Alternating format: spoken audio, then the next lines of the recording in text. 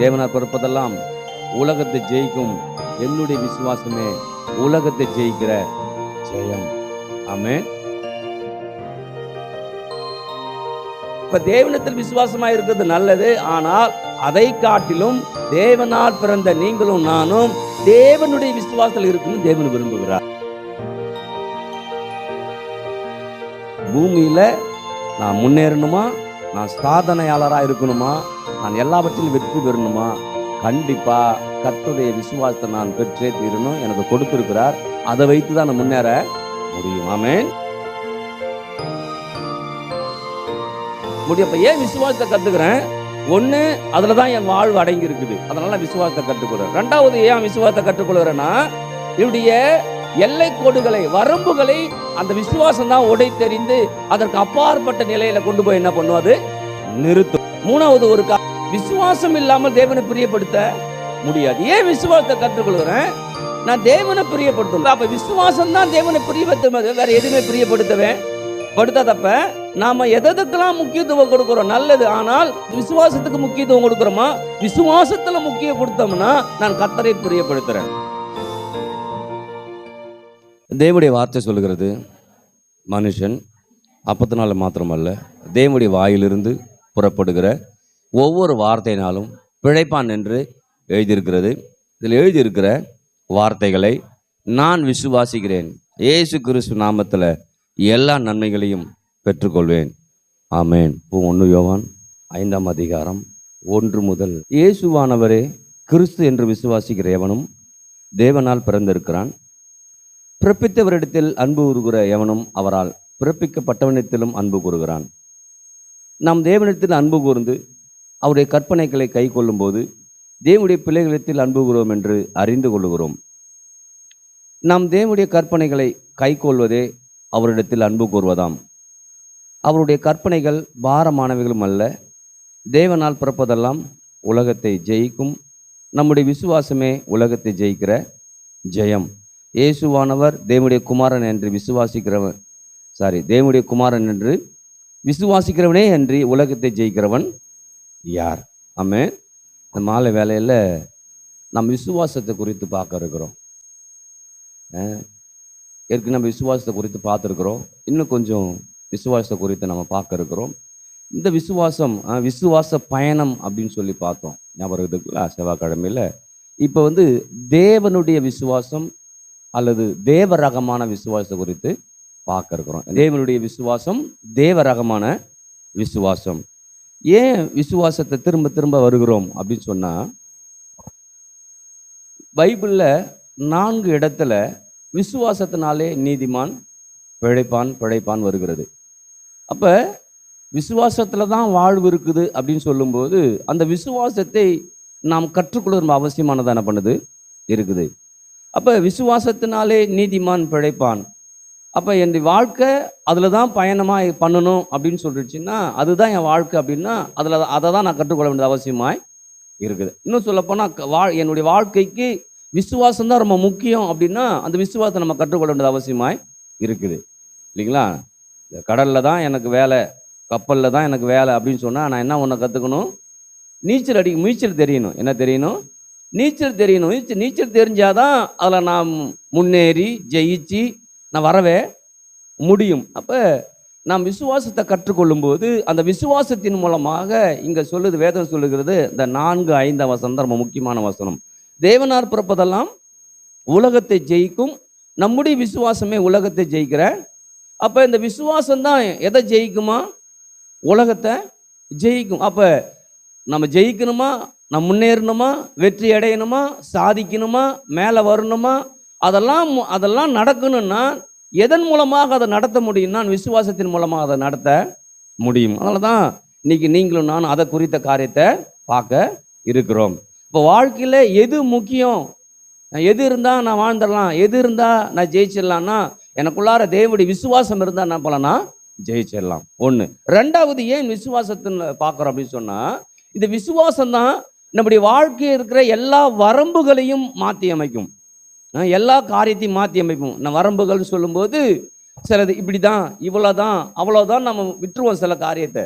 ஆனா அந்த விசுவாசம் வரும்போது தான் அந்த எந்த எல்லை கோடுகளை நம்ம போட்டிருந்தோமோ அதே எல்லை கோடுகளை இந்த விசுவாசம் என்ன பண்ணும், தகர்த்தறிந்து அந்த காரியத்தை செய்ய வைக்கும்.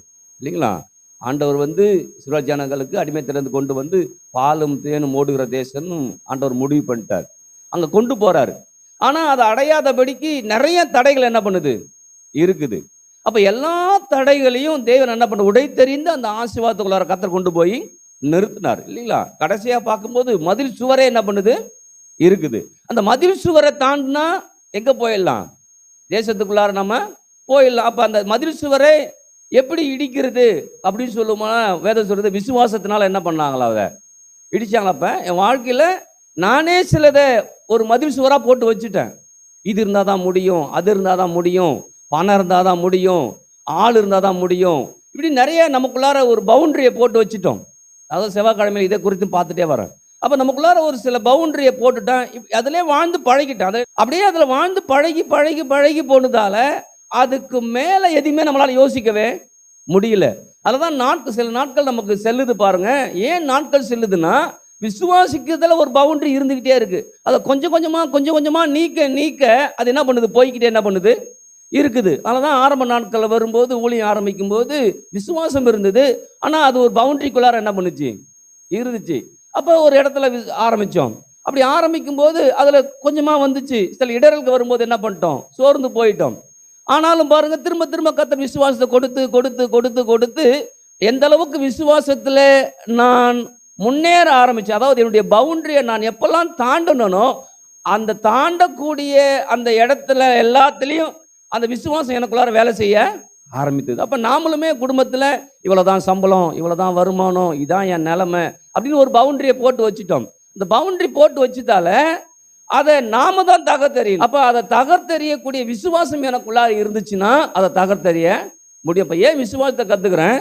ஒண்ணு, அதுலதான் என் வாழ்வு அடங்கி இருக்குது, அதனால விசுவாசத்தை கற்றுக்கொள்றேன். ரெண்டாவது, ஏன் விசுவாசத்தை கற்றுக்கொள்கிறேன்னா, என்னுடைய எல்லை கோடுகளை, வரம்புகளை அந்த விசுவாசம் தான் உடைத்தெறிந்து அதற்கு அப்பாற்பட்ட நிலையில கொண்டு போய் என்ன பண்ணும், அது நிறுத்தும்.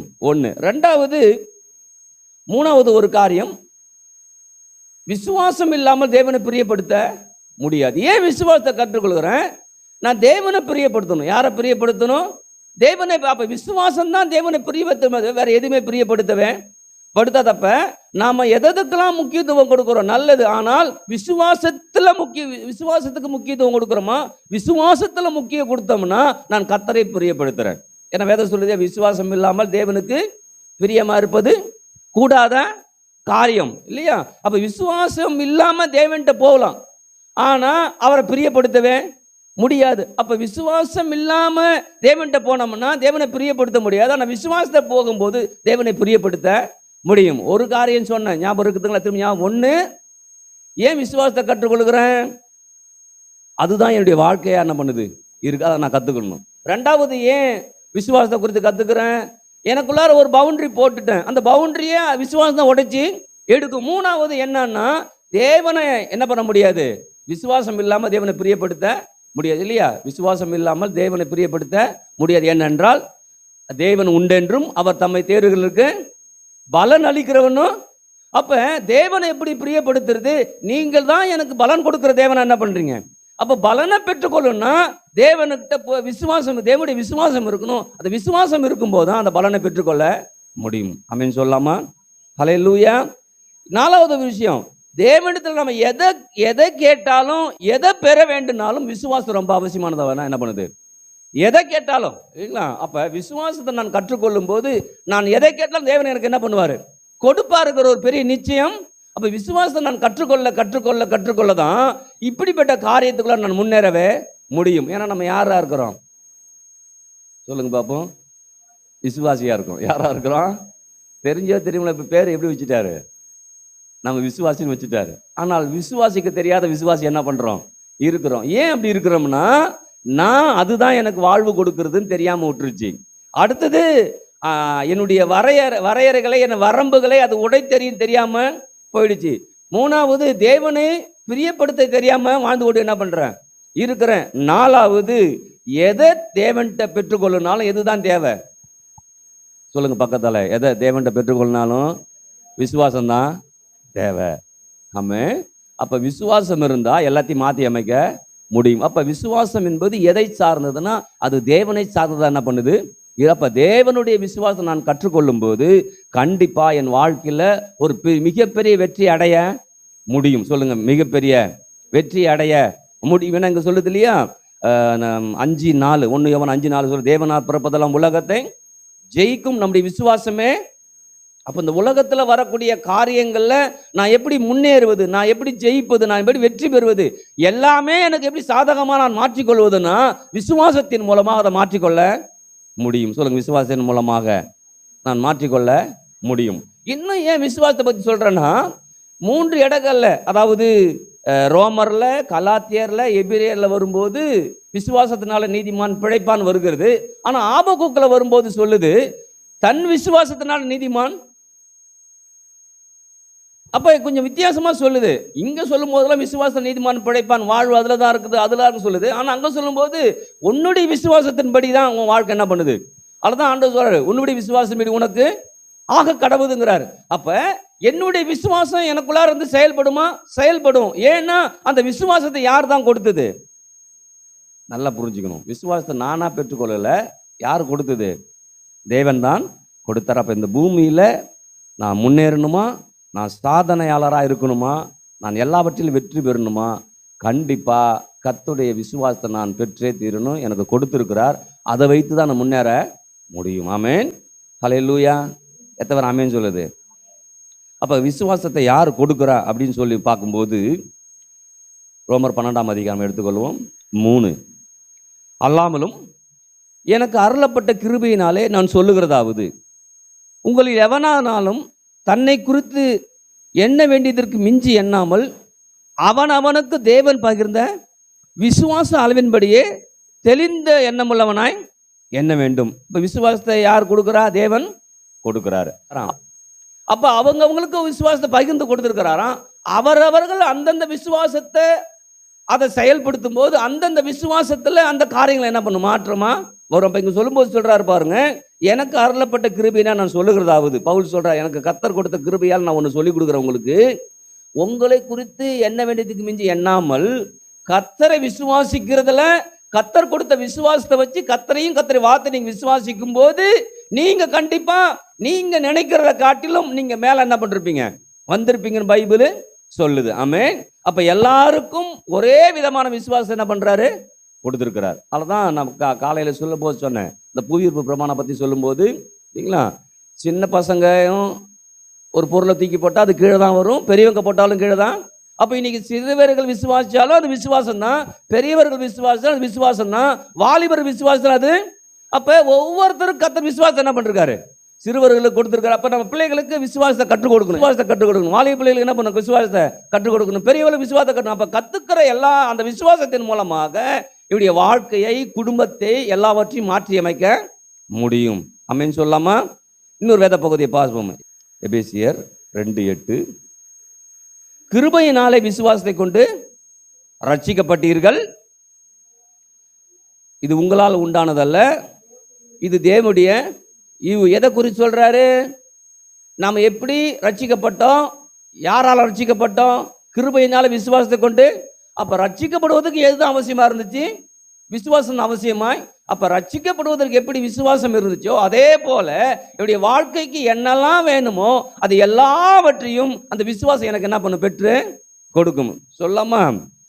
கிருபையினாலே விசுவாசத்தை கொண்டு ரட்சிக்கப்பட்டிருக்கிறேன், இது தேவன் கொடுத்த ஈவு. எது தேவன் கொடுத்த ஈவு? விசுவாசம். சொல்லுங்க, விசுவாசம் தேவன் எனக்கு ஈவா கொடுத்திருக்கிறார், ஒரு கிஃப்டா கொடுத்திருக்கிறார். அப்ப கொடுத்த கிஃப்ட் வச்சுதான் நான் என்ன பண்ணணும், முன்னேறணும். அப்படி விசுவாசிக்கும் போதெல்லாம் அது நம்முடைய வாழ்க்கை, எதை விசுவாசிக்கிறோமோ அதெல்லாம் வாழ்க்கையின் பாங்க என்ன பண்ணும், மாறும். ஆமென். சரி, ரெண்டாவது ஒரு காரியம், இன்னொரு காரியத்தை பார்க்க இருக்கிறோம். இந்த விசுவாசத்தை நம்ம என்ன பண்ணா, கொடுத்த விசுவாசத்தை வளர்ச்சிக்குள்ளார கொண்டு போகணும். ஏன்னா நிறைய பேர் நம்ம விசுவாசியா இருக்கிறோம் பாருங்க, ஆரம்ப நாட்கள்ல விசுவாசியா இருந்தோம், இப்பயும் விசுவாசி என்ன பண்றோம், இருக்கிறோம். ஆனா விசுவாசத்துல வளர்ந்துருக்கோமா? விசுவாசத்துல வளரவே இல்லை. அப்ப விசுவாசத்துல நான் வளர வளர வளர வளர அந்த வளர்ச்சியின் மூலமாக ஒரு பெரிய மாற்றங்களை நம்ம ஏற்படுத்த முடியுமே. ஏன்னா ஆண்டவராக இயேசு கிறிஸ்து சொல்றாரு பாருங்க, லூக்கா சுவிசேஷத்துல 17ஆம் அதிகாரத்துல 17:5 வாசிப்போம். அப்பொழுது அப்போஸ்தலர் கர்த்தரை நோக்கி, எங்கள் விசுவாசத்தை வர்த்திக்க பண்ண வேண்டும் என்றார்கள். ஆமென். அப்ப விசுவாசத்தை வளர்ச்சி அடைய வைக்க முடியுமா? வளர்ச்சி அடைய வைக்க முடியும். அப்போஸ்தலர் கேட்கிறாங்க, எங்களுடைய விசுவாசத்தை வர்த்திக்க பண்ணும். அதற்கு கர்த்தர், கடுகளவு விசுவாசம் உங்களுக்கு உண்டாயிருந்தா நீங்கள் இந்த காட்டத்தி மரத்தை நோக்கி நீ வேரோட பிடுங்குண்டு கடலில் நடப்படுவாயாக என்று சொல்ல அது உங்களுக்கு கீழ்ப்படியும். அப்ப சின்ன விசுவாசம் ஒரு பெரிய மாறுதல் என்ன பண்ணும்? ஏற்படுத்தும். அது எப்படி ஏற்படுத்துனா, நான் விசுவாசத்துல நான் வளர்ச்சி அடையணும். நம்மளும் சொல்லுவாங்க இல்லையா, ஆளு வளரணும், அறிவும் வளரணும், அதுதான் வளர்ச்சி இல்லையா? இப்ப ஆளு மட்டும் இருக்குது, அறிவு இல்லைனாலும் வளர்ச்சி கிடையாது. அறிவு இருந்து ஆள் இல்லைனாலும் வளர்ச்சி கிடையாது. ஆனா இங்க கர்த்தர் என்ன சொல்றாரு பாருங்க, சொல்லும்போது விசுவாசத்தை நீ வளர்ச்சிக்குள்ளார கொண்டு போனோம்னா வாழ்க்கை வளர்ச்சியா என்ன பண்ணும்? இருக்கும். கொடுத்த விசுவாசத்தை நீ சரியா பயன்படுத்தலைன்னா அதுல எந்த பலனும் பார்க்கவே முடியாது. அதான் பாருங்க, நமக்கு தெரியும் இந்த 5 தாலந்து 2 தாலந்து 1 தாலந்த குறித்து இல்லையா? ஆண்டவராய் தேவர் ராஜ்யத்துல அந்த காரியத்தை பத்தி சொல்லி கொடுப்பாரு. 5 தாலந்த கொடுக்குறாரு இல்லையா? 5 தாலந்த கொடுக்குறாரு ஒருவர்கிட்ட, இன்னொருத்தர் 2 தாலந்த கொடுக்குறாரு, இன்னொருத்தட்ட ஒரு தாலந்து கொடுக்குறாரு இல்லையா? ஆனா எல்லாருக்கும் விசுவாசத்தை கொடுத்துருக்கிறார். ஆனா அந்த 5 தாலந்து கொடுத்தவன் சில காரியத்தை விசுவாசிக்கிறான், அதை அவன் என்ன பண்றான்? அதை பெருக்க ஆரம்பிக்கிறான் இல்லைங்களா? 2 தாலந்து கொடுத்தவன் அவனுக்கு கொடுத்த விசுவாசப்படி அவன் பெருக்க ஆரம்பிக்கிறான். ஆனா விசுவாசத்தோடுத்த அந்த ஒரு தாளந்த ஒருத்தர் பாரு, ஒருத்தன் அவன் மாத்திரம் விசுவாசத்தை பயன்படுத்தவே இல்லை. அந்த விசுவாசத்தை பயன்படுத்தாம விட்டதால தான் என்ன பண்ற தெரியுமா ஆண்டவர்? இவனை அந்த ஒரு தாளந்தை எடுத்துட்டு அவன் எல்லாத்தையும் மூடி சிலையில கட்டி புதைச்சி வச்சிருப்பான் இல்லையா? அவர் என்ன பண்ற, அந்த ஒரு தாளந்தை எடுத்து 5 தாளந்த 10 தாளந்தெல்லாம் மாத்திருக்கான் பாருங்க, அவன்கிட்ட கொடுக்குறாரு. அப்ப யோசிச்சு பாருங்க, நான் விசுவாசத்துல வாழும்போது எதெல்லாம் எனக்கு சாதகம் இல்லையோ அதெல்லாம் எனக்கு சாதகமா வரும். சாதகம் வரும்போது எங்க இருந்தாலும் எனக்கு பாதகமா யார் இருந்தாலும் அது எனக்கு எல்லாத்தையும் எனக்கு சாதகமா என்ன பண்ணும்? மாத்தி கொடுப்பா. அப்ப நீங்களும் நானும் அந்த 5 தாளந்து உள்ள ஆளா என்ன பண்ணும்? சத்தத்தை காணுமே. ஹல்லேலூயா. அப்ப விசுவாசம் நான் வர்த்திக்க பண்ண முடியும். அப்ப சீஷர் கேட்குறாங்க, ஆண்டவரே எனக்கு விசுவாசம் கொடுத்துருக்கீங்க, ஆனா அது இன்னும் வளர்ச்சிக்குள்ளார என்ன பண்ணல. அப்ப விசுவாசத்துல நான் வளர்ச்சி அடைய தேவன் அதற்கு உதவி செய்கிறவர் என்ன பண்றாரு இருக்கிறார். அதை வளர்ச்சி அடைய நான் எல்லாவற்றையும் மாற்றி அமைக்க முடியும். ஆமென் சொல்லலாமா? ஹல்லேலூயா. இன்னொரு வசனம் பார்ப்போம். 2 தெசலோனிக்கர் 1ஆம் அதிகாரம் 3ஆம் வசனம். சகோதரரே, நாங்கள் எப்பொழுதும் உங்களுக்காக தேவனை ஸ்தோத்தரிக்க கடனாளியா இருக்கிறோம். உங்க விசுவாசம் மிகவும் பெருகிறபடினாலும் நீங்கள் எல்லாரும் ஒருவர் வைத்திருக்கிற அன்பு அதிகரிக்கிறபடினாலும் அப்படி செய்கிறது தகுதியா இருக்கும். அப்ப ஆண்டவர் பவுலுடைய வாழ்க்கையில அநேக நன்மைகள் என்ன பண்றாரு? செய்து கொண்டே இருக்கிறார். அதை செய்யறதால அவருக்கு ஒண்ணு தெரியுது. என்ன தெரியுதுன்னா, எல்லாருக்கும் விசுவாசம் என்ன பண்ணுது? பெருக ஆரம்பிக்குது. அப்ப இந்த தேசத்துல பெரிய மாற்றத்தை உண்டு பண்ணு நம்ம நினைக்கிறோம். ஆனா அந்த விசுவாசத்துல நான் சில காரியங்களை செய்து அதில் நான் வெற்றி அடையும் போது அந்த அடைவதன் மூலமாக தான் இந்த தேசத்தை நான் மாற்றவே முடியும். அப்ப அந்த நாட்கள்ல பவுல் போதிச்சு போதனைகளை கொடுத்து ஜனங்களுக்குள்ளார ஒரு பெரிய மாற்றத்தை ஏற்படுத்துகிறார். அந்த ஏற்படுத்துகிற அந்த மாற்றமானது அநேகருக்குள்ளார போய் சென்று அடையுது. அப்ப இன்னைக்கு நீங்களும் நானும் கர்த்தர் எனக்கு கொடுத்த விசுவாசத்துல நான் வளர்ச்சி அடைய என் வாழ்வு வளர்ச்சியா இருக்கும். என் வாழ்வு வளர்ச்சி அடைய ஆண்டவர் நாம் மகிமைப்படும்படியாய் அநேகர் தேவனில் என்ன பண்ணுவாங்க? வருவாங்க. ஆமென் சொல்லலாமா? ஹல்லேலூயா. அப்ப வளர்ச்சியை நோக்கி சென்று கொண்டிருக்கிற நம்ம வாழ்க்கையில கர்த்தர் செய்கிற காரியங்களை நான் விசுவாசத்துல பெற்றுக்கொண்டு அதில் நான் முன்னேற வேண்டியது அவசியமாய் இருக்குது. ஹல்லேலூயா. அப்ப விசுவாசத்தை அவரே கொடுக்குறாரு, அவரே பெருக பண்றாரு. பெருக பண்ணி அதை நமக்கு நன்மையா கொண்டு வந்து என்ன பண்றாரு? சேர்க்கிறார். சொல்லுங்க, விசுவாசத்தை துவக்கிறவரும் முடிக்கிறவருமாயிருக்கிற இயேசுவை நோக்கி நான் பயணம் பண்ண போறேன். அந்த விசுவாசத்தின் மூலமாக மலை போன்ற பிரச்சனைகளை நான் மாற்றி அமைப்பேன். சொல்லுங்க, மலை போன்ற பிரச்சனைகளை நான் மாற்றி அமைப்பேன். ஆமென். அப்ப விசுவாசம் ரொம்ப முக்கியமானது என்ன பண்ணுது இருக்கு? சொல்லுங்க, பக்கத்துல விசுவாசம் ரொம்ப முக்கியம். விசுவாசத்தை கற்றுக்கொள்ளுங்க, விசுவாசிக்க ஆரம்பிங்க. அந்த விசுவாசத்தின் மூலமாக வாழ்க்கையை மாற்றி அமைங்க. உங்க வாழ்க்கையை மாற்றி அமைக்கும் போது நீங்கள் அநேகருடைய வாழ்க்கையை மாற்றி அமைப்பீங்க. ஆமென் சொல்லாமா? கர்த்தருக்கு நன்றி சொல்லாமா? இப்போ தேவனுடைய விசுவாசத்து நேரம் நம்ம என்ன பண்ண போகிறோம் செல்ல இருக்கிறோம். மார்க் 11ஆம் அதிகாரம். இந்த 11ஆம் அதிகாரம் ஒரு அற்புதமான அதிகாரம். எதை குறித்தது அப்படின்னா, தேவனுடைய விசுவாசத்தை நமக்கு கற்றுக் கொடுக்கக்கூடிய பாடமாக என்ன பண்ணுது அது இருக்குது. இயேசு கிறிஸ்து சில காரியங்களை சீஷருக்கு கற்றுக் கொடுக்குறார். இன்னைக்கு நீங்கள் வந்திருக்கிறீங்க, கொஞ்சம் பேர் தான் வந்திருக்கீங்க மாலை ஆராதனையில். கர்த்தர் நமக்கு கற்றுக் கொடுக்குறார். நாம் கற்றுக்கொள்ளும் போது தான் நாம் அநேகருக்கு கற்றுக் கொடுக்கவே முடியும். நாம் கற்றுக்கொண்டு வாழும்போது தான் நாம் அநேகருக்கு இந்த இயேசு பற்றி சொல்லி இயேசுவை சொந்த ரட்சகராக ஏற்றுக்கொண்டு அநேகரை வாழ வைக்க முடியும். அப்போ நாம கற்றுக்கணும். சொல்லுங்க, நான் கற்றுக்கணும். விசுவாசத்தை நான் கற்றுக்கணும். ஆமென். அப்போ சீஷர்கள் கற்றுக் கொடுக்குறாரு. அந்த சீஷர்கள் கற்றுக் கொடுக்குறாங்க. கர்த்தர் உலகத்தில் ஒரு பெரிய அசைவை உண்டு பண்ணினார் இல்லைங்களா? அப்போ இன்னைக்கு உங்களை கொண்டு இந்த தேசத்தில் ஒரு பெரிய மாற்றங்களை ஏற்படுத்துன்னு கர்த்தர் விரும்புகிறார். ஆமென் சொல்லலாமா? அப்போ இங்கே படிக்கும்போது நல்லா படிச்சுக்கும். எங்கே எப்படி ஆரம்பிக்கிறார் சொல்லும்போது, அந்த 11ஆம் அதிகாரத்தில் 13ஆம் வசனத்தை பார்க்கும். 12 வாசிக்கிறேன். மறுநாளிலே அவர்கள் பெத்தானியாவில் இருந்து புறப்பட்டு வருகையில் அவருக்கு பசி உண்டாயிற்று. யாருக்கு? இயேசு கிறிஸ்துக்கு பசி வந்துருச்சு. சரியா? பசி வந்தவொடனே 13ஆம் வசனம் சொல்லுது, அப்போது இலைகளில் ஒரு அத்தி மரத்தை தூரத்திலே கண்டு அதில் ஏதாயிலும் அகப்படுமோ என்று பார்க்க வந்தார். அத்திப்பழம் காலமாக இராதபடியால் அவர் அதனிடத்தில் வந்தபோது அதில் இலைகளை அல்லாமல் வேறொன்றையும் காணவில்லை. அப்போது இயேசு அதை பார்த்து, இது முதல் ஒரு காலம் ஒருவனும் உன்னிடத்தில் கனியை புசியாதிருக்க கடவன் என்றார். அதாவது சீஷர்கள் இயேசு கிறிஸ்துவோட வந்துட்டு இருக்கிறாங்க. வரும்போது அந்த சீஷர்களுக்கு ஏதாவது கற்றுக் கொடுக்கணுன்னே ஒரு காரியத்தை என்ன பண்ணுறாங்க, அங்கே செய்து காண்பிக்கிறார். நமக்கு எல்லாம் தெரிஞ்ச வேத பகுதி தான். ஆனால் இதில் முக்கியமானதை ஒன்று தான் நான் பார்க்க இருக்கிறோம். அப்போ ஒரு காரியத்தை இன்னைக்கு நீங்களும் நானும் விசுவாசியாக இருக்கிறோம். சில காரியத்தை விசுவாசிக்கிறோம். ஆனால் விசுவாசிக்கிற நாம அந்த விசுவாசத்தின் நல்லா கற்றுக்கொண்டு விசுவாசத்தில் வளருவதற்கும் கற்றுக்கொள்ளாமல் ஏனோதானும் விசுவாசத்தில் வளர்றதுக்கு பெரிய வித்தியாசம் என்ன பண்ணுது. அப்போ அங்கே கற்றுக் கொடுக்குற அவங்களோட கூடவே பயணிக்கிறாருங்க எல்லாருமே.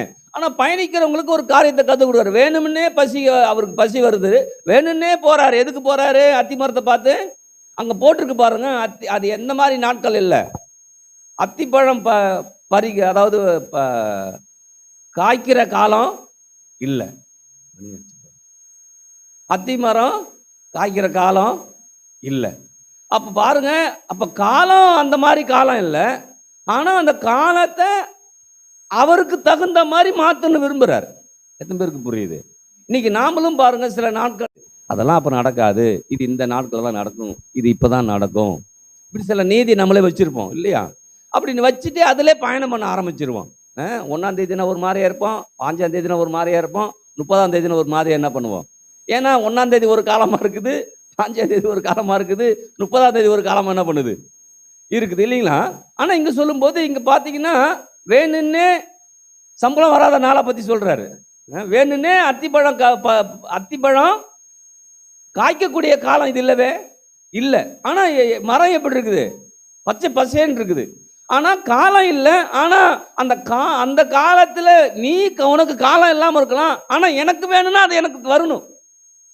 எத்தனை பேருக்கு புரியுது? எனக்கு 30ஆம் தேதியாக இருக்குது, ஆனால் எனக்கு செலவுக்கு வேணும்னா அது வந்து தான் தீரணும். எப்படி அது வரும் அப்படின்னு நாமளே முடிவு பண்ண அது வரவே. அப்போ யோசிச்சு பாருங்க, அத்திப்பழம் பறிக்கக்கூடிய காலம் இல்லை, ஆனால் இவர் போய் அதை பார்க்குறாரு.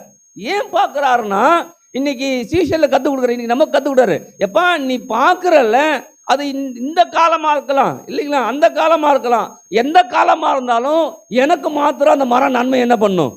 கொடுக்கணும். அல்லேலூயா. எத்தனை ஆமென் சொல்லுது? அப்போ நன்மையை கொடுக்கக்கூடிய காலமாக கர்த்தர் நமக்கு மாற்றி அமைக்கணும்னா நான் விசுவாசிக்க ஆரம்பிக்கணும். இந்த காலத்தில் இது நடக்காது, அந்த காலத்தில் நடக்காது, இப்படி நடக்காது, அப்படி நடக்காதுன்னு நம்ம சில காரியத்தை வச்சிடுறோம், அதில் நடக்கவே மாட்டேங்குது. ஆனால் இன்னைக்கு முடிவு பண்ணும், எந்த காலமாக இருந்தாலும், எந்த நேரமாக இருந்தாலும், எந்த தேதியாக இருந்தாலும் எனக்கு என்னெல்லாம் வேணுமோ அதெல்லாம் கர்த்தர் என்ன பண்ணுவார்? கொடுப்பார். ஆமென். இது சொல்லிட்டு தான் சொல்லிடுறா இல்லையா? இந்த 14ஆம் வசனம், அப்போது இயேசு அதை பார்த்து, இது முதல் ஒரு காலம் ஒருவன் உன்னிடத்தில் கனியை புசியாதிருக்க கடவன் சொல்லிட்டார். சொன்ன உடனே பிரயாணம் பண்ணி போறாங்க. திரும்ப பிரயாணம் பண்ணி என்ன பண்றாங்க? வர்றாங்க இல்லைங்களா? அடுத்த நாள் என்ன பண்றாங்க? வருகிறாங்க. வரும்போது தான் மறுநாள் காலையில 20ஆம் வசனம் பாருங்க. மறுநாள் காலையிலே அவர்கள் அவ்வழியாக போகும்போது அந்த அத்திமரம் வேரோட பட்டு போயிருக்கிறதை கண்டார்கள். பேதுரு நினைவு கூர்ந்து. இப்ப எல்லாருமே எதை பார்க்குறாங்க? அந்த அத்திமரம் பட்டு போனதான் பார்க்குறாங்க. எல்லாரும் பார்க்குறாங்க. ஆனா பேதுரு மாத்திரம் நினைக்கிறார். எதை நினைக்கிறாரு? நேத்து இயேசுப்பா பேசினார் இல்லையா, அதை நினைக்கிறார். பேதுரு நினைவு கூர்ந்து சொல்றாரு, அவரை நோக்கி, ரபி, இதோ நீர் சபித்த அத்திமரம் பட்டு போயிற்று என்றான். இவர் மட்டும் நினைச்சு பார்க்கிறாரு. எப்படி நினைச்சு பார்க்கிறாரு? ஓ, நேத்து சாயங்காலம் நேத்து என்ன பண்ணாரு? இயேசு கிறிஸ்து அதை பார்த்து பேசினாரு. ஆனா பேசும்போது ஒன்றும் பெருசா தெரியல. ஆனா அடுத்த நாள் பார்க்கும்போது ஏதோ வேலை என்ன பண்றது? அப்ப விசுவாசத்துல சில காரியத்தை நான் பேச ஆரம்பிச்சிட்டேன்னா அது ஒரு காரியத்தை செய்து கொண்டே என்ன பண்ணும் இருக்கும். ஆமென் சொல்லலாமா? ஹல்லேலூயா. அப்ப பேதுரு நினைவு கூர்ந்து அவரை நோக்கி, ரபி, இதோ நீர் சபித்த அத்திமரம் பட்டு போயிற்று என்றான். இயேசு அவர்களை நோக்கி, இதான் முக்கியமான விஷயம், இயேசு அவர்களை நோக்கி, தேவனிடத்தில் விசுவாசம் உள்ளவர்களாய் இருங்கள். இப்பதான் நாம் பார்க்க இருக்கிறோம். இங்க சொல்லும்போது சொல்லுது, தேவனிடத்தில் விசுவாசம் உள்ளவர்களாய் இருங்கள். தேவனிடத்தில் விசுவாசமா இருக்கிறது நல்லது. ஆனா அதை விட மேலான காரியத்தை சொல்லி இருக்கிறோம். அங்க சொல்லுது இல்லையா, தேவனால் பிறப்பதெல்லாம் உலகத்தை ஜெயிக்கும். நம்முடைய விசுவாசமே உலகத்தை ஜெயிக்கிற. அப்ப தேவனிடத்தில் விசுவாசம் இருங்கள் சொல்லுது இங்க. அங்க சொல்லும்போது தேவனால் பிறப்பதெல்லாம் எப்படி இருக்கும்? உலகத்தை என்ன பண்ணும்? அப்ப தேவனுடைய பிள்ளைகளா இருக்கிற நாமும் இந்த உலகத்தை ஜெயிக்க ஆமென் சொல்லலாமா? அப்ப இங்க சொல்லும்போது என்ன சொல்றாரு? இயேசு அவர்களை நோக்கி, தேவனிடத்தில் விசுவாசம் உள்ளவர்களாய் இருங்கள். அப்ப என்ன சொல்றாங்கன்னா, தேவனிடத்தில் இல்லை, நல்லதுதான் தேவனிடத்தில் போய் ஜெபம் பண்றோம். ஆனா தேவனிடத்தில் ஜெபம் பண்றதால மாத்திரமல்ல, ஜெபம் பண்ணிட்டு நாம என்ன தேவனுடைய விசுவாசத்துல பேசுறோமோ அதுதான் என்ன பண்ணும். இங்க பாத்தீங்கன்னா அடுத்த வசனம், எவனாகிலும் மலையை பார்த்து நீ பெயர்ந்து சமுத்திரத்தில் தள்ளுண்டு போ என்று சொல்லி தான் சொன்னபடியே நடக்கும் என்று தண்ணீரை சந்தேகப்படாமல் விசுவாசித்தால் அவன் சொன்னபடியே ஆகும் என்று மெய்யாக உங்களுக்கு சொல்லுங்க. அதெல்லாம் நீங்க ஜெபம் பண்ணும்போது, அப்ப தேவனுடைய விசுவாசத்துல தேவனிடத்துல விசுவாசமா இருங்க, நல்லது. ஆனா அவர் ஏதோ செய்வாருன்னு நினைச்சிட்டு இருக்காத. உனக்கு ஒரு விசுவாசத்தை கொடுத்திருக்கிறா, அதை நீ பேச ஆரம்பிக்கணும், அதை வர்த்திக்க பண்ண ஆரம்பிக்கணும். என்ன பண்றாங்க சொல்ற? அப்ப தேவனிடத்தில் விசுவாசமா இருக்கிறது நல்லது. ஆனால் அதை காட்டிலும் தேவனால் பிறந்த நீங்களும் நானும் தேவனுடைய விசுவாசத்தில் இருக்குன்னு தேவன் விரும்புகிறார். ஹல்லேலூயா. நான் இப்படிதான் நான் யோசிக்கிறேன். தேவனுடைய விசுவாசம்ங்கிறத காட்டிலும் தேவ ரகமான விசுவாசம் என்ன பண்ணும் இருக்கணும். ஹல்லேலூயா. தேவன் ஒரு ரகமானவர். அவர் சொன்னபடி ஆகும். ஹல்லேலூயா. அப்ப இங்க தேவனுடைய விசுவாசம் உள்ள இருங்கள் அப்படின்னு சொல்லிட்டு தான் சொல்றாரு. யாரா இருந்தாலும் தேவனுடைய விசுவாசத்துல நீங்க பேசுனீங்கன்னா, நீங்க என்னெல்லாம் பேசுறீங்களோ அதெல்லாம் ஒரு பெரிய மாற்றத்தை என்ன பண்ணும் ஏற்படும். வேணும்னு பேசிங்கன்னா அது உங்களுக்கு வரும், வேணான்னு அது வேணான்னு என்ன பண்ணும். அங்க சொல்றா இல்லையா, ஒருவனும் உன்னிடத்தில் கனியை புசியாது இருக்க நீங்க எப்பா யாரும் உன்ட்டு சாப்பிடக்கூடாது, அத்திமரமே உன்னை கனி யாரும் புசிக்கவே கூடாதுன்னு சொல்றாரு. அது புசிக்க முடியாத ஆயிடுது. ஹல்லேலூயா. இங்க மலையை பார்த்து சொல்றாரு, மலையை பார்த்து யாரா இருந்தாலும் நீங்க பேசுறீங்கன்னா அது என்ன பண்ணும்? ஒன்றும் இல்லாம போகுங்கிறார். அப்ப நம்ம வாழ்க்கையில வரக்கூடிய தடைகள், பிரச்சனைகள், போராட்டங்கள், கஷ்டங்கள்லாம் கூட்டு வச்சுட்டு அழுவுறது இல்ல, மாறாக அந்த பிரச்சனை எப்படி போகணுமோ அப்படி நம்ம என்ன பண்ணும்? பேசணும். ஹல்லேலூயா. எத்தனை பேர் ஆமேன்னு சொல்றது? அதனாலதான் அப்ப இன்னைக்கு நீங்க நானும் முடிவு பண்ணணும், ஆண்டவரே இது வரைக்கும் நான் உங்கள்கிட்டயே வந்து நான் பேசிட்டு இருந்துட்டேன், உங்கள்கிட்ட பேசிட்டு அப்புறம் போய் நான் வேற ஏதோ பேசிட்டு இருக்கிறேன் இல்லைங்களா? ஜெபம் பண்ணும்போது நல்லா ஜெபம் பண்ணுவோம் நம்ம தானே. அப்புறம் கணவன் மனைவி பிள்ளைலாம் உட்காந்து என்ன பண்ணுவோம்? அம்மா கஷ்டமா இருக்குடா, அம்மா கஷ்டமா இருக்குடா. எதை பேசணுமோ தேவன்கிட்ட எதை பேசணும் அதான் யார்கிட்ட பேசணும் இல்லைங்களா? தீர்க்கதரிசியுடைய வேலை என்னன்னா இல்லைங்களா, எலியாவா இருக்கட்டும், எலிசாவா இருக்கட்டும், இல்லை சாமுவேல் தீர்க்கதரிசியா இருக்கட்டும், தேவன் என்ன சொன்னாரோ அதை தான் என்ன பண்ணும், அப்படிதான் சொன்னாங்க. ஆமாம் தானே. மோசையை பாருங்க, 40 நாள் மலையில இருந்து 10 கட்டெல்லாம் கொண்டு வராரு. என்ன சொன்னாரோ அதை தான் என்ன பண்ணார், கொண்டு வந்து செஞ்சாரு. அங்க ஒன்று கேட்டுட்டு இங்க ஒன்று சொல்லவே. ஆனா நாம மாத்திரம் தேவன் ஜெபம் பண்ணும்போது நல்லா ஜெபம் பண்றோம். ஆனா நான் பிள்ளைகிட்ட பேசும்போது அப்படி பேசுறதே இல்லை, மற்றவங்கிட்ட பேசும்போது அப்படி பேசுறதே எத்தனை பேருக்கு புரியுது? அப்ப தேவனுடைய விசுவாசம் இருந்துச்சுன்னா தேவன் எப்படி பேசினாரோ அப்படிதான் எல்லாத்திட்டையும் பேசணும். காற்றையும் கடலையும் பார்க்கும்போது அவங்க என்ன சொன்னாங்க? நான் மருந்து போகிறோம்னு சொல்றாங்க சீஷர். இவர் என்ன சொல்றாரு? எழுந்திருந்து நின்று காற்றையும் கடலையும் பார்த்து இறையாதே அமைதலா இருன்னு சொல்றாரு. இப்ப எனக்கு ஒரு பிரச்சனை வந்துச்சு, நான் என்ன சொல்லணும்? ஒன்று போனா ஒன்று வருது அப்படி சொல்றது இல்லை. எது வந்தாலும் இயேசு நாமத்தில் போ. நம்ம பிசாசை துரத்தும்போது சொல்லுவோம், அப்பாலே போ சாத்தானே அவன் அப்படி சொல்லுவோமா இல்லையா? பிசாசை மட்டும் பயன்படுத்திட்டோம், ஆனால் நம்ம பிரச்சனைக்கு பயன்படுத்தவே இல்லை. அது என்ன பண்ணுது, நாம் என்ட்ரி பண்ணிடுறோம் வர சொல்லி, அதுவும் வந்துடுது. வந்த உடனே அது போகவும் மாட்டேங்குது. ஏன்னா எனக்கு எது பிரச்சனை கொடுக்குதோ அதை மாற்றும்படியான வார்த்தையை விசுவாசத்தில் பேசவே இல்லை. ஆனால் இங்கே கற்றுக் கொடுக்குறாரு, தேவனுடைய விசுவாசமாக இருக்க உனக்கு, நீ தேவனால பிறந்திருக்கிற. அல்லேலூயா. தேவன் பிள்ளையா நம்ம இருக்கிறோம் இல்லையா? தேவன் எனக்கு பாருங்களேன், அதுதான் முன்ன சொல்றது இங்க சொல்ல ஞாபகப்படுத்துறேன். ஆடு போட்டா அது ஆட்டுக்குட்டி, மாடு போட்டா இல்லைங்களா? அது ஒரு குட்டியை போடு, அதுவா இருக்குது. ஆனா நாம் மாத்திரம் தேவனால பிறந்திருக்கிறோம். ஆனா தேவனால பிறந்திருக்கிற நாம அந்த தேவனை போல பேசவே, அது இனத்தை பிறப்பிக்குது. நாம யாரால பிறந்திருக்கிறோம்? ஆனா அதே இனமா இருக்கிறோமா? அந்த ரகம் நம்மகிட்ட இருக்குதா இல்லைங்களா? அந்த மாடு ஆடுலாம் பார்த்தோம்னா இப்போ நிறைய வெரைட்டி இருக்குது, ஏகப்பட்ட வெரைட்டி. என்ன பண்ணுது, விதவிதமா இருக்குது. ஆடுன்னா அதில் ஒரு விதம் இருக்குது, மாடுன்னா ஒரு ரகம் இருக்குது. அப்ப அந்தந்த ரகம் அந்தந்த ரகத்தை பிறப்பிக்குது. தானே? அதே போல இன்னைக்கு தேவ ரகத்துல நான், தேவன் இருக்கிறாரு, அதே ரகத்துல நான் பிறந்திருக்கிறேன். அப்ப யோசிச்சு பார்க்கணும், அதை எப்படி நான் செயல்படுத்துறது. தேவன் எப்படி பார்த்து பேசினாரோ அப்படிலாம் நான் பேசணும். அதான் தேவனுடைய விசுவாசத்துல பேசு. அதெல்லாம் இங்க சொல்லும்போது சொல்றாரு, மலையை பார்த்து பேசு, பேசிட்டு ஜெபம் பண்ணும்போது என்ன தான் பேசணும். அதெல்லாம் நீங்கள் ஜெபம் பண்ணும்போது எவைகளை கேட்டுக்கொள்வீர்கள் அவைகளை பெற்றுக்கொள்வோம் என்றும் விசுவாசிங்கள், அப்போது அவைகள் உங்களுக்கு. அப்ப விசுவாசத்துல நீ ஜெபிக்க போற, ஆனா ஜெபிச்சுட்டு வந்த பிறகு பேசுறது வேறையா என்ன பண்ணுது இருக்குது. யாராவது உன்னை அதுக்குன்னு அந்த விசுவாசத்தை சோதிக்கிறதுக்குன்னு யாராவது வந்துடுறாங்க. யாராவது என்ன பண்றாங்க, வந்துடுறாங்க. நாமளும் என்ன பண்றோம், அவங்க என்ன நினைச்சுக்குவாங்களோ, நான் அடிக்கடி சொல்றது, அவங்க என்ன நினைச்சுக்குவாங்களோ, இவங்க என்ன நினைச்சுக்குவாங்களான்னு இவங்களுக்கு தகுந்த மாதிரி இவங்ககிட்ட பேசுறேன், அவங்களுக்கு தகுந்த மாதிரி அவங்ககிட்ட பேசுறேன், அவங்களுக்கு தகுந்த மாதிரி இப்படி எல்லாருக்கும் தகுந்த மாதிரி பேசிட்டேன். அப்புறம் திரும்ப கத்தருக்கு தகுந்த மாதிரி பேச வரேன். கத்த சொல்றாரு, என்கிட்ட தகுந்த மாதிரி என்கிட்ட பேசணும்ல, அதே மாதிரி எல்லாத்தையும் என்ன பண்ணும், பேசணும். ஆமென் சொல்லாமா? ஏன்? அதில்தான் நான் யாரால பிறந்திருக்கிறேன்னு தெரிஞ்சிச்சுன்னா அந்த மாதிரி பேசுவோம். நம்ம பிள்ளைகள்கிட்ட சொல்லிக் கொடுப்போம் இல்லையா? நம்ம பிள்ளைகள் நம்மளை மாதிரி இல்லாமன்னா நம்ம என்ன பண்ணுவோம், என்ன மாதிரி என் பிள்ளை இல்லாமல் என்ன பண்ணுவோம், ஏன்டா இப்படி இருக்கிற, என்ன மாதிரி ஏதாவது என்ன பண்ணு செய்யுன்னு சொல்லுவோம். ஆமா தானே? ஏன்? அதை தான் நம்ம விரும்புகிறோம். அப்போ தேவன் நம்மளை பெத்தெடுத்து நம்மளை தேவன் எப்படி பார்க்குறா, நம்மளை பார்க்கும்போது எப்பா என்ன மாதிரி ஏதாவது பேசுகிறா, வாழ்க்கையை மாற்றியாம காற்று வருதா வராதுன்னு சொல்லவே, கடலில் என்னம்மா வரும், காற்றடிக்கும், புயல் வரும், எல்லாமே நடக்கும், எல்லாம் வரலாம்ப்பா. ஆனால் எது உன்னை மூழ்கடிக்க? அப்போ உலகத்தை நம்ம தரையில் இருக்கிறோம் இல்லைங்களா? இப்போ காற்றே வர மாட்டேங்குது, இப்படி பேசணும், காத்தப்பா காற்றே வா, எனக்கு காற்று வேணும் அப்படிங்கணும். சத்தத்தை காணுங்க. அல்லேலூயா. எங்கள் பாஸ்டர் கற்றுக் கொடுத்தாரு பாருங்க. கற்றுக் கொடுக்கும்போது இப்போ நம்ம ஒரு 2 வீலர் வச்சுருக்கிறோம் வச்சுக்க, 2 வீலரு போயிட்டே இருக்கோம், நின்று போகுது. நின்றுட்டா நம்ம என்ன பண்ணுவோம், அந்த 2 வீலரை உதைப்போம். உதைச்சி என்ன பேசுவோம், இந்த வண்டியை வாங்குறதுலேருந்து உதச்சி என் காலே என்ன பண்ணுது, வலிக்குதுன்னு சொல்லுவோமா சொல்ல மாட்டோமா? என்னம்மா சொல்லுமா, நமக்கு வண்டி இல்லைன்னு சொல்றியா?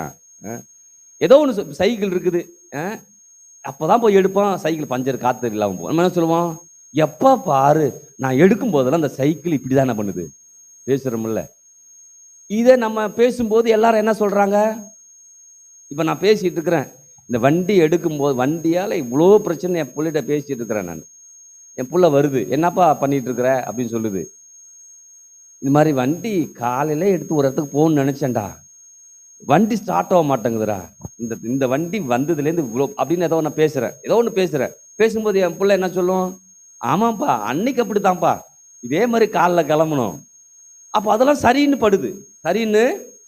ஆமாம் தானே இல்லைங்களா? இப்போ பேசிகிட்டு இருக்கும்போது எங்கள் வீட்டில் வேலை செய்கிறவங்க வராங்க, அவங்க கேட்குறாங்க, என்னம்மா ஏதோ பேசிகிட்டு இருக்கிற அப்படின்னு சொல்லி.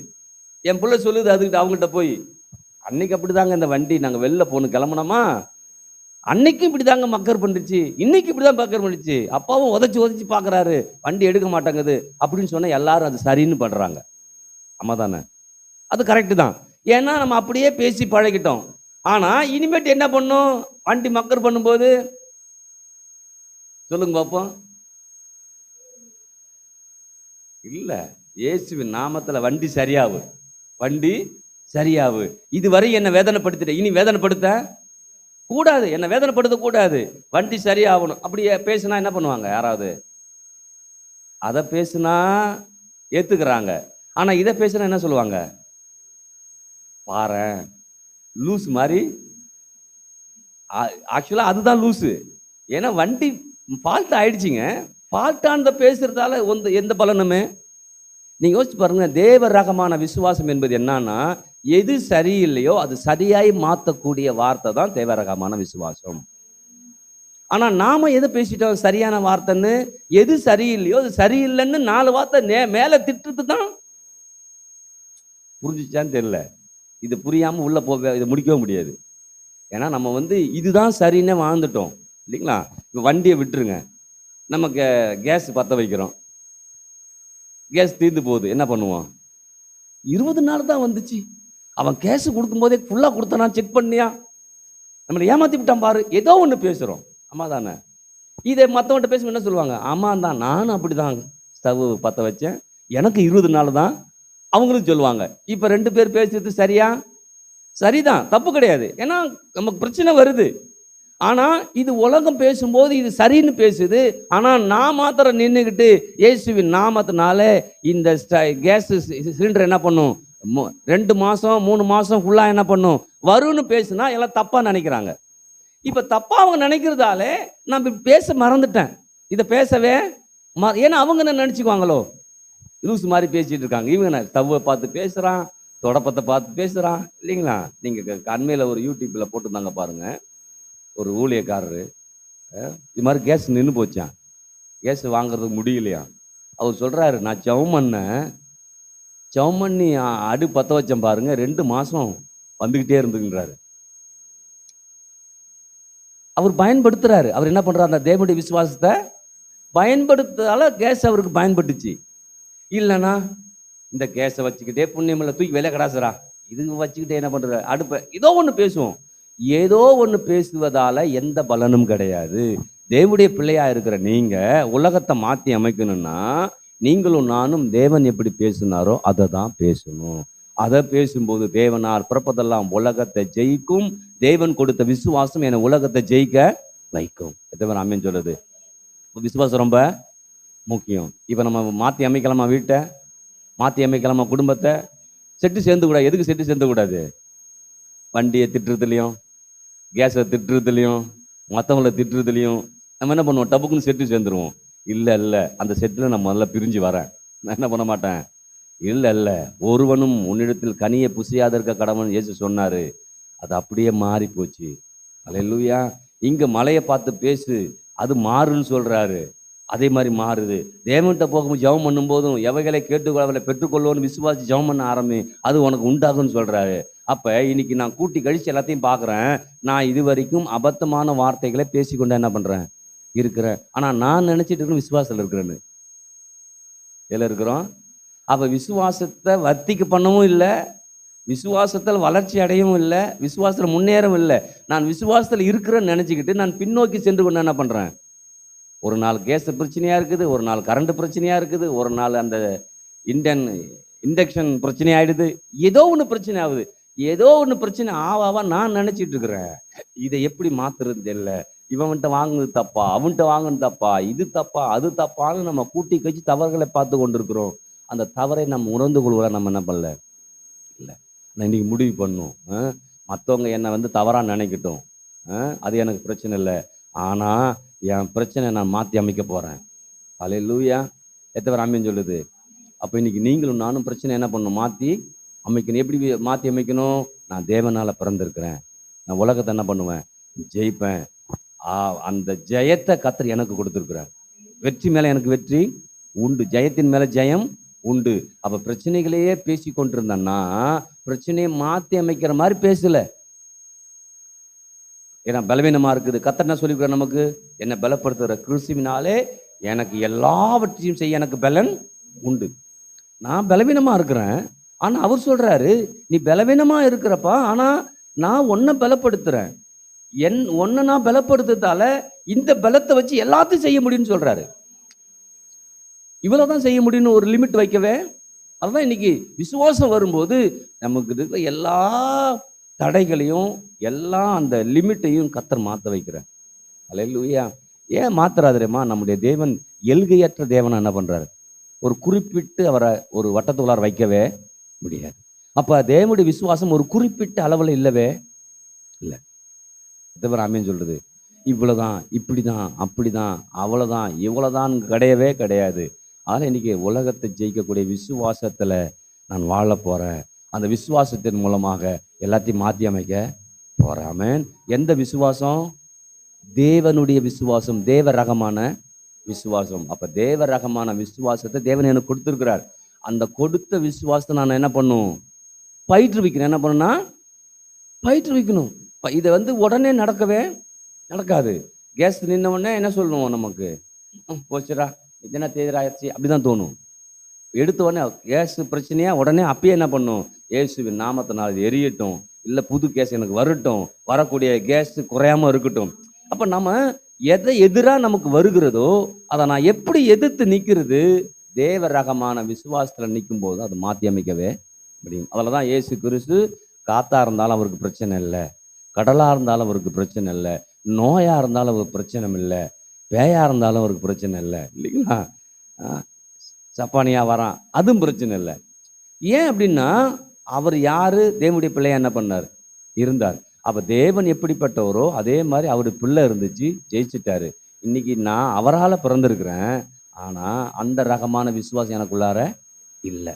அந்த ரகமான விசுவாசம் எனக்குள்ளார இல்லாம போறதால என் வாழ்க்கையில ஒண்ணு மேல ஒண்ணு வருது, பிரச்சனை மேல பிரச்சனை வருது. நான் நினைச்சிட்டு இருக்கிறேன் யாரோ ஒரு பிரச்சனை கொடுத்துட்டே இருக்கிறாங்க அப்படின்னு சொல்லி. பிரச்சனை வந்துக்கிட்டு தான் என்ன பண்ணும்? பிரச்சனை வராம அதெல்லாம் சொல்லுவேன். நம்ம இன்னைக்கு நம்ம எல்லாருமே நம்ம வாசல்ல தண்ணி தெளிச்சு கோலம் ஓடுறோம் போடலனாலும், இல்லைங்களா? ஏதோ ஒன்று பண்றோம். நம்ம கூட்ட தான் அந்த புல்லெல்லாம் பிடுங்கி போட தான் நல்லா ஆகுது, இல்லைங்களா? இன்னைக்கு ஒரு 3 நாள் விட்டுருங்க, ஒரு புல்லு வரும். ஐயோ நான் எப்ப பாரு புல்லு வருது நம்ம யோசிக்க மாட்டோம், உடனே பிடுங்கி போட்டுறோம். ஏன்? அதை எப்படியாவது நான் மேற்கொண்டுட்டே என்ன பண்றேன்? இருக்கிறேன். அப்ப யோசிச்சு பாருங்க, வாழ்க்கையில பிரச்சனை வந்துகிட்டே இருக்குது. நான் அப்படியே உட்காந்துட்டு ஐயோ அம்மான்னு பேசுறது இல்லை. எவனாகிலும் மலையை பார்த்து நீ பெயர்ந்து சமுத்திரத்திலே தள்ளுண்டு போய் என்று சொல்லி தான் சொன்னபடியே நடக்கும் என்று தன் இருதயத்தில் விசுவாசிக்கும் போது, அதான் முக்கியம். எனக்குன்னு கர்த்தர் ஒரு விசுவாசம் என்ன பண்றாரு? கொடுத்துரு. அதில் நான் பயணம் பண்ணும்போது அதை ஜெயிக்க முடியும். ஏன்னா அந்த விசுவாசத்தை அவர் தான் என்ன பண்றாரு? கொடுத்த விசுவாசம் நான் பயிற்றுவிக்க அந்த விசுவாசத்தின் மூலமாக நான் உலகத்தை ஜெயிக்க. இன்னைக்கு நம்ம குடும்பம் நம்முடைய ஊழியத்திலே நான் ஜெயிக்கலைன்னா வேற ஒன்றும் பண்ணவே முடியாது, இல்லையா? அப்ப என் குடும்பத்தில் நான் ஜெயிச்சு ஆகணும், பிள்ளைகள் மத்தியில் ஜெயிச்சு ஆகணும், உறவின் மத்தியில் ஜெயிச்சு ஆகணும். அப்படி ஒரு மிகப்பெரிய ஜெயத்தை கர்த்தர் கொடுக்க போதுமானவராய் இருக்கா. ஆமென் சொல்லாமா? சொல்லுங்க. தேவனால் பிறப்பதெல்லாம் உலகத்தை ஜெயிக்கும் என்னுடைய விசுவாசமே உலகத்தை ஜெயிக்கிற ஜெயம். சொல்லுங்க. தேவனால் பிறப்பதெல்லாம் உலகத்தை ஜெயிக்கும். சொல்லுங்க. தேவனால் பிறப்பதெல்லாம் உலகத்தை ஜெயிக்கும் என்னுடைய விசுவாசமே உலகத்தை ஜெயிக்கிற ஜெயம். ஆமென். எழுந்திருக்கலாமா?